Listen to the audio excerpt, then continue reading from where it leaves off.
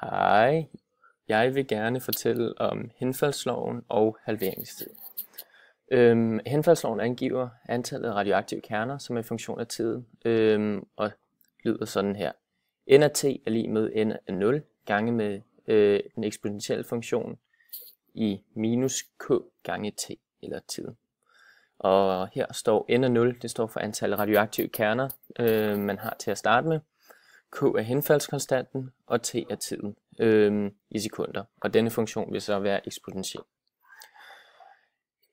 Her har vi en tegning af forsøget, og i forsøget der brugte vi et stativ.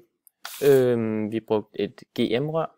Vi brugte en GM-forstærker. Vi brugte en LabQuest Mini, som var tilsluttet til en computer, hvor der var opstartet Loggerpro. Så brugte vi en vejbåd og vores cesium kilde.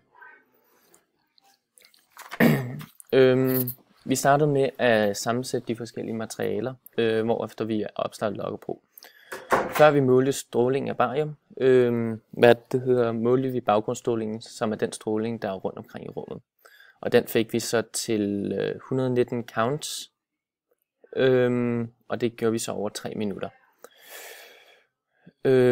Og siden af vores cesium, når den bliver tilsat saltsyre, så henfalder den til exciteret barium, eller beta-minus henfald, og henfalder så til exciteret barium. Og siden det exciterede barium er meget ustabil, så afgiver barium en masse gammastrålinger for så at blive stabil. Som sagt, så var vores baggrundsstråling 119 count, som var målt over 3 minutter, og halveringstid for 137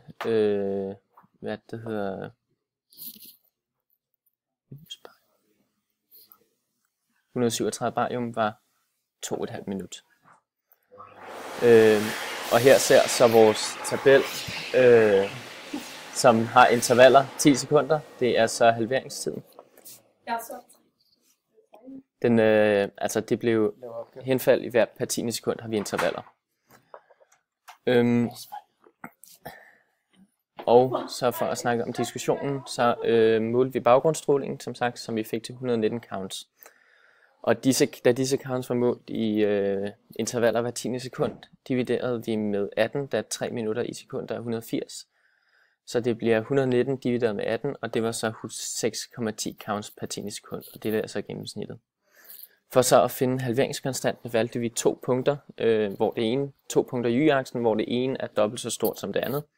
Og vi valgte så 400 og 200, og disse to punkter sætter sig ind i den eksponentielle funktion, y er lig med b gange a i x'ene.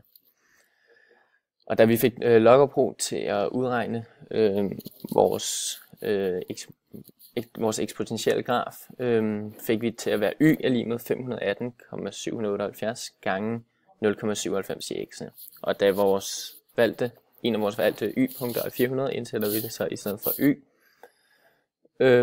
Og vi ender så med at få f af 400 er lig med 8,53. Og det gjorde vi så det samme med f af 200, og der fik vi 31,29 henfald. Og vi minusede så x2 eller f af 200 med f af 400, og fik 22,75 henfald. Da vi gjorde det over 6 minutter, da vi foretog forsøget over 6 minutter, ganger vi det så med 6, og så for at få det i minutter, dividerer vi så med 60.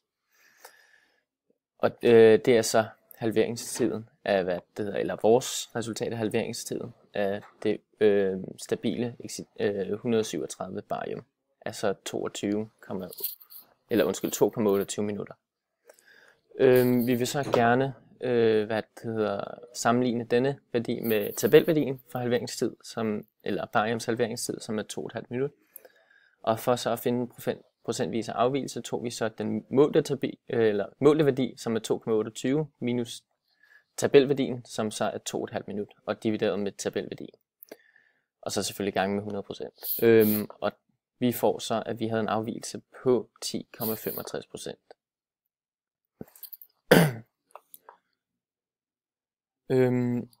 og vi havde ikke rigtig nogen fejlkilder i det her forsøg andet end det var lige nemt at gå til, og der var ikke nogen problemer, som gjorde det noget afgørende for vores resultater.